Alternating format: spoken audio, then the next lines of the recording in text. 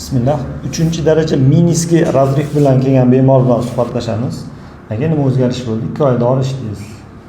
Men 2 oy dori ichishligim vaqtida men kelishimdan sabab meniskiy yirtilishi 3-stipendga kelganman.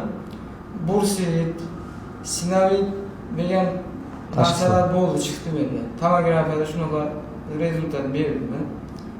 Hozir 2 oy dorilarni ichdim. Foydasini yaxshi bo'ldim.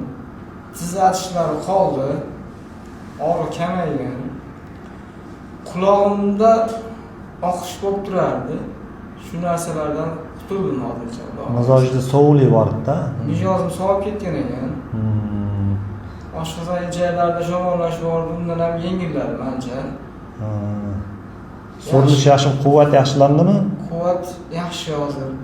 O'zgarish yaxshi bo'lyapti. Chunki oshqozonchakka dori qildik, progastroid nozini olib tashladik.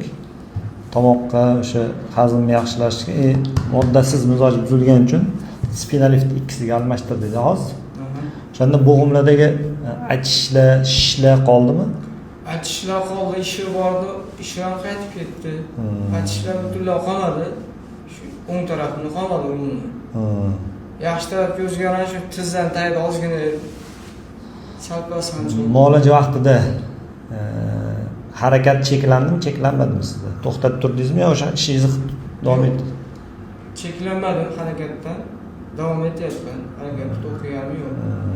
Dorilarni o'z vaqtida ichyapman, foydasini yaxshi ko'ryapman. Inshaalloh. Yaxshi tomonga o'zgardi. Mana 2 oy ichdim. Shuncha foydada men tizdan bukilmay qo'ygan deyarli. Hozirgi paytda bemalol namoz o'qiganda. Siz qayerdan keldingiz shunda? Andijondan. Andijondan keldingiz. Nazlar tabiiy hammasi beradigan dorilar asal qo'shilgan, to'g'ri oshqozonlarga giyoh qo'shib berilgan, bu tomoq bezlariga hozir o'zgartirdik. Oldinlari sal boshqacharoq beruvdik. Mizoj qattiq sovigan uchun Raymatib beruvdim. Oshqozonchak yaxshi emasdi, progastro degan dorimiz bordi. Oshqozonchakda so'rilishni yaxshiladi. Shularni beruvdik.